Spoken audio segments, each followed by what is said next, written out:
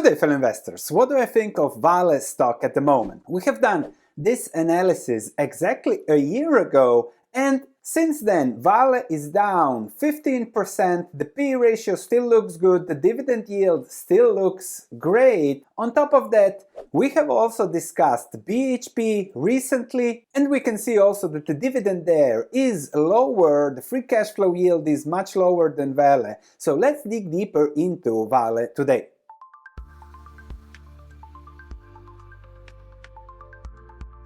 Of course, it's an iron ore miner. They are diversifying into copper, nickel and other metals. However, it is still a predominantly iron ore thing. If you look at iron ore prices, we are below $100 per ton now, far away from the boom in 2021, but also far away from the 125 for the last few years. And this is from Vale's presentation, I think somewhere last year, and that clearly shows you the key you have to know when it comes to Vale and investing. Because just small changes in iron ore prices have huge impacts on free cash flow yields.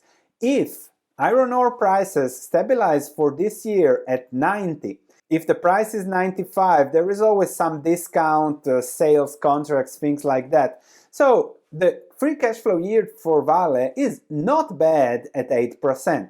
However, if prices go to 80, the free cash flow goes down to 3%. Of course, the upside, if prices go above 100, then we are talking about 20% free cash flow yields, which is something remarkable. If you look at the company, looking at it, so it's mostly iron ore. They are growing copper, hopefully bringing this to 700,000 tons per year, but still capex, cash flows, low production costs, Brazil, and the figures are here for the iron ore business. You can see cash costs 21, all-in costs likely also, that includes shipping, and you can see here finance realized price, even if iron ore prices were above 95 for 2024, actually mostly above 100. So there is always this discount that you have to take into account. For the rest, mostly selling to China, as that is the key market for steel. We'll see if India takes over, but for now the growth is expected to come from India and then also others as the world is urbanizing, growing in population, there is the energy transition, etc.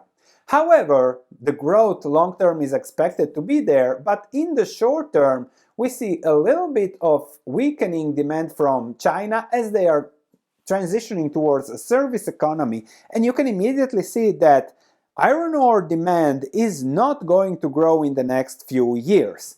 However, this will always be the most exuberant thing you will see from an iron ore producer. We'll later discuss Goldman's prediction, but they say that demand will be stable, but also that supply might even decline a little bit and be below demand, and that below demand we need an incentive price above 90 to justify production. However, that is always the story with miners. They always project a supply gap coming somewhere down the road to justify higher prices. Here and there it happens, like we are watching copper now close to $5 per pound, but usually it doesn't happen, especially not with iron ore that we have plenty of in the world's crust. Copper, not so easy to find. Iron ore, there is enough. And you can see here also that even Vale is slowly increasing their production.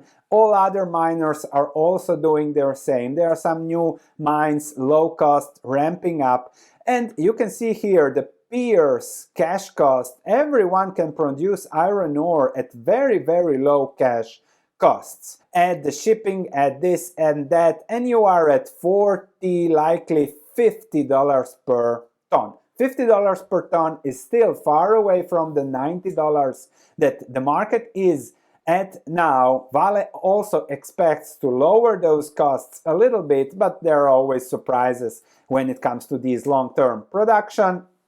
And you can see here, all in 50, and then if I put the price of 60 here on the all-in cost, they still make some margins, not as much as they would expect. Then there is again still this ongoing situation with the disasters of the dams breaking, payments, restructuring the old dams. So they are increasing the debt in a great time where they made a lot of money, which then increases a little bit the risk. So that is on the risk and reward side, but still returning cash flows to shareholders. So they are paying the dividends, and all in all, it looks cheap, but I would argue not yet cheap enough, because you want to buy it when the potential free cash flow yield is, let's say, 20%. That is the time to buy a cyclical on an average price. So if iron ore prices are at 90 for an 8% yield, the stock price, if it is around 10, should be around 5 for a 20% yield on an average iron ore price of 90. That's still far from where we are now. Perhaps that is a little bit stretched, but 7, 8 looks much better. Further, this is what they speak about, but why don't they tell me how it would look like at 60? Now there are these tariff stocks short term, but the long term trend for iron ore is the following. We see here 20-year price averages, and you can see a boom, which then leads to 5 years of ugliness. We have had the boom, and given the investments, given the situation, it is possible that we have a few years of ugliness, especially if there is a global slowdown, China slowdown, recession, and things like that.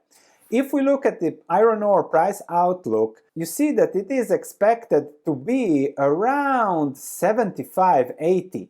These are prices based on the low investments here. But now everyone is catching up. Supply will likely be higher than projected from Vale, demand lower, and then you have quickly a 60, 70 iron ore prices, which then means very low cash flow yields from that perspective.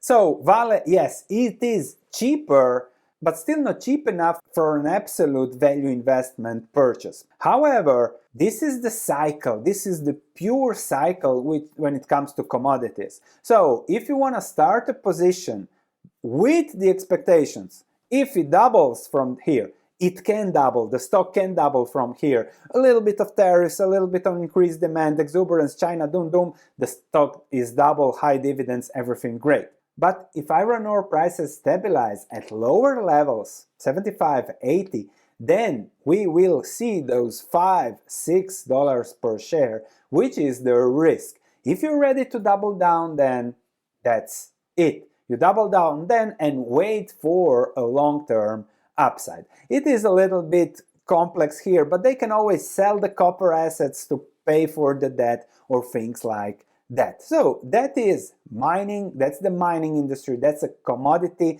that's a cyclical investments to always keep in mind when it comes to just purchasing. Dividend yields, PE ratios mean nothing because of the cycle. If iron ore prices go to 80 next year, there will be no dividend, there will be no PE ratio, and then you will think, why did I invest? Well, that is the nature of the cyclical industry. See how it fits you and your portfolio. Check my latest quadrant video here, and you can see how there are other also risk and reward options with perhaps better dividends and lower risk.